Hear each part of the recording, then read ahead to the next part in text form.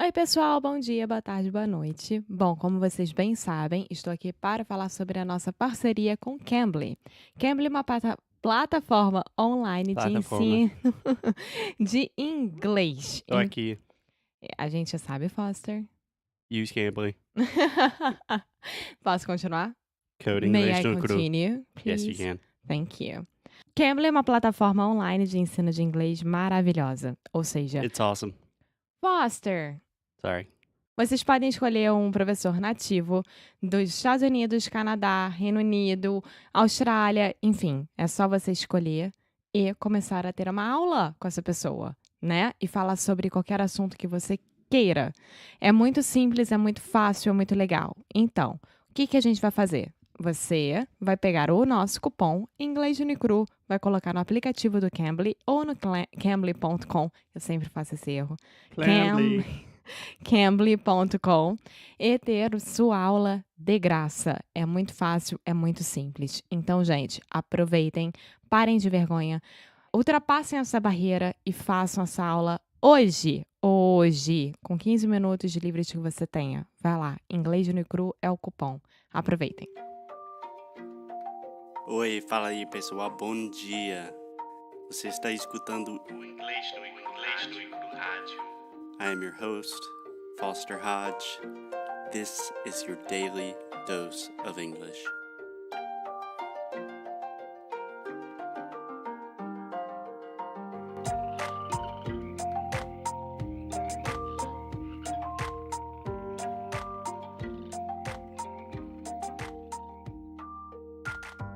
Hey, what's up, guys? Hey, Alexia. Happy Thursday. Welcome to another episode of English no Cru, and a special episode because this is the fourth part of the series of Phrasal Verbs Week.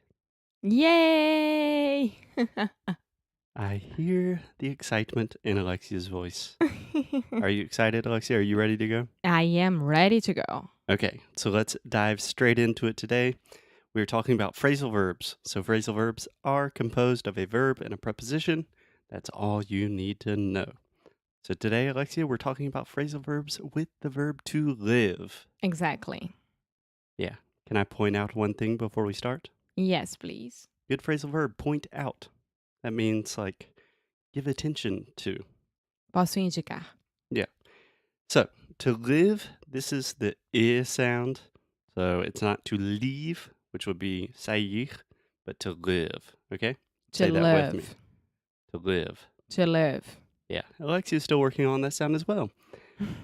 We also have the word life, Yes. which is the noun que seria vida. My life is amazing. Right. Your life is amazing. Yes, it is. And then we also have the adjective alive. I love to be alive.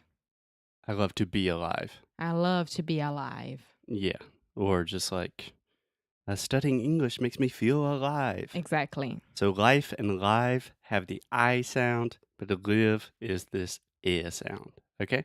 Okay. Okay, I just wanted to get that out of the way before we start. So Alexia, do you have a good place to start with phrasal verbs using the verb to live? Yeah. Okay. I would love to live in Romania. Okay. I don't think that's true. Or if it is true, we need to have a conversation about that later. So to live in, this is a phrasal verb, but honestly, it's just this one's very easy. So you live in a place, right? Yeah. I'd love to live in a beautiful house. I'd love to live in Romania, the United States. I'd love to live in São Paulo. That one's easy, right? Exactly. Okay. So let me start with a little more complicated one because that's what I like to do. So we have the phrasal verb to live by. So if you live by something, do you understand what that means, Alexia? Honestly, I do. Like, it's people who believe in something very strongly. Mm-hmm. They No, no, believe no, no, in no, no, no. something. No.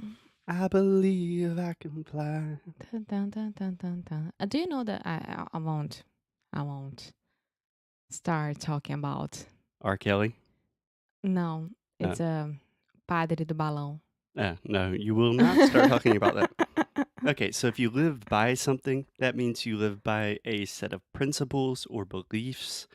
So, for example, I could say, let's see, okay, my mom is a very religious person, and my mom lives by her religious beliefs, and they guide her life.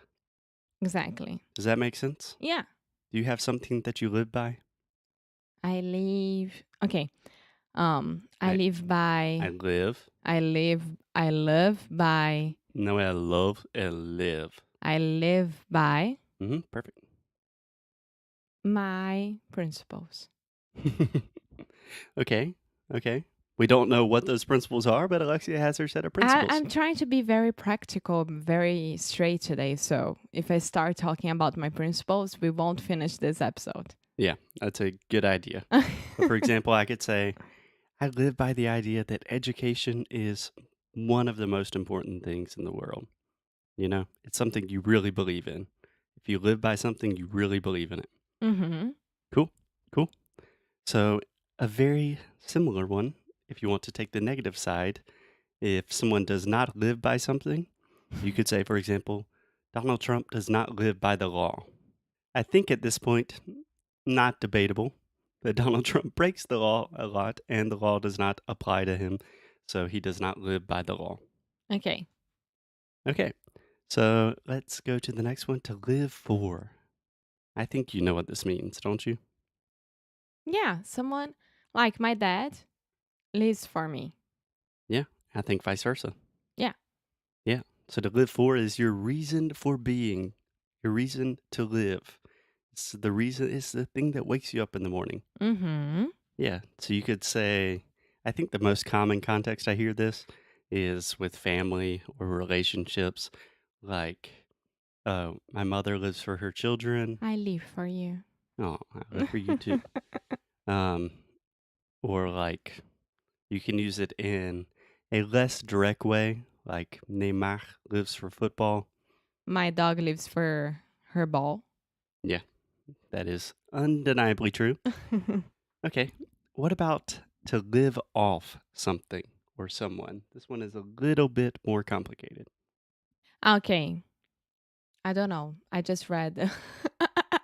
Okay, okay.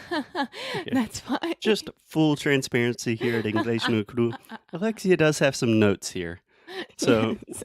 when I ask her if she knows something, if you hear a long silence and then she says, yes, that probably means, yes, I just read the notes, Foster.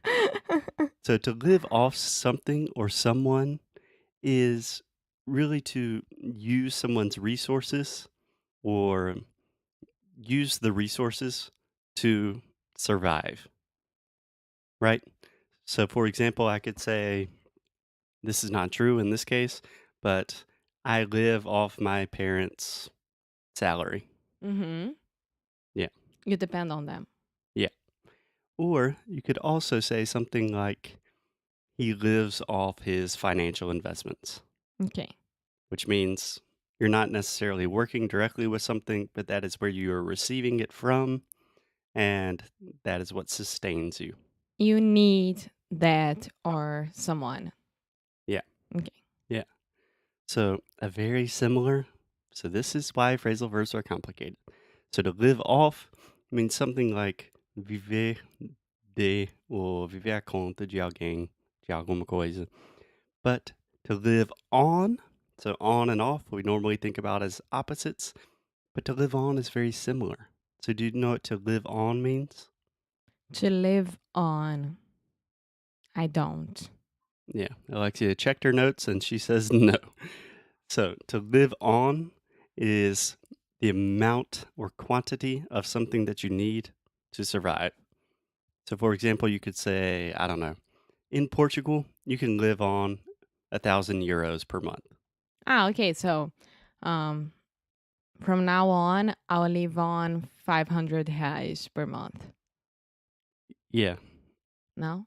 yeah. I'm just questioning. In Rio nowadays, can you live on 500 reais a month? We can't live in 500 reais anywhere in the world. Live on.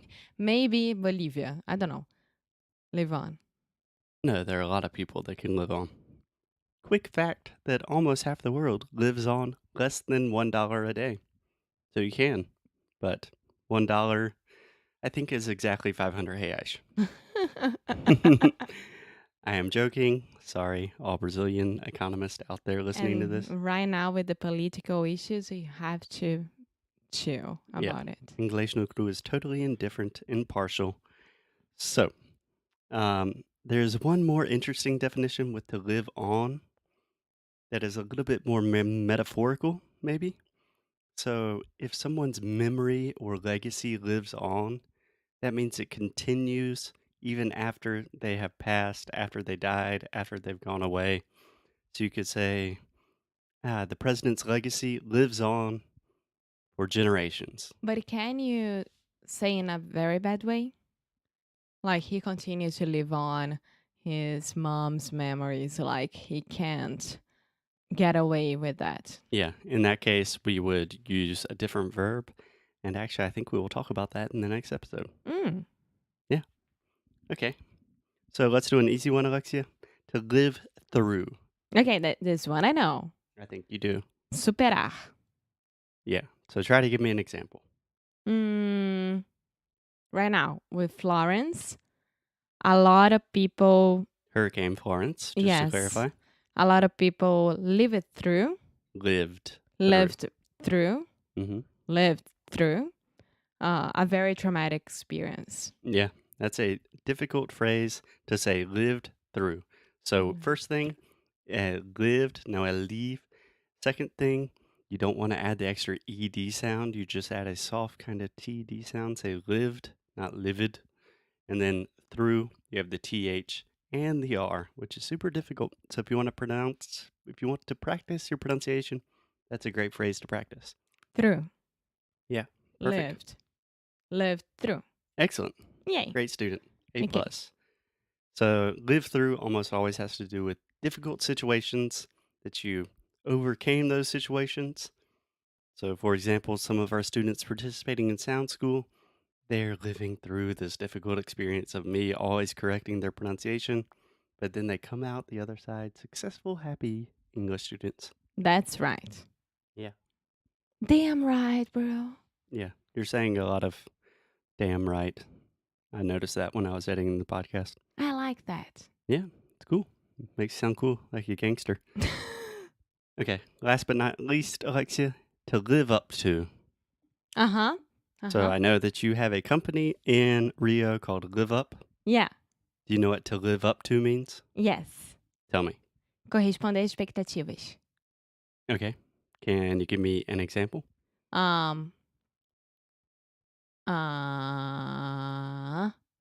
Wait. I always try to live up to your expectations with my English pronunciation. Perfect.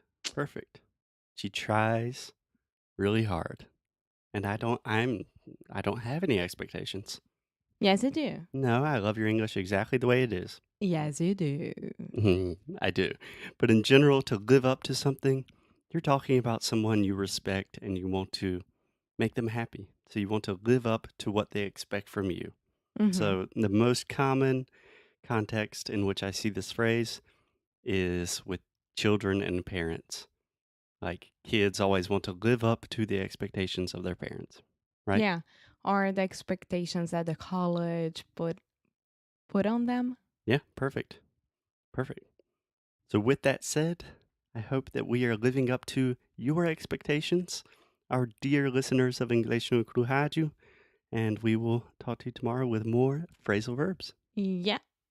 Okay, see you later. Ciao. Thank you so much for listening to another episode of Inglês no Cru Rádio.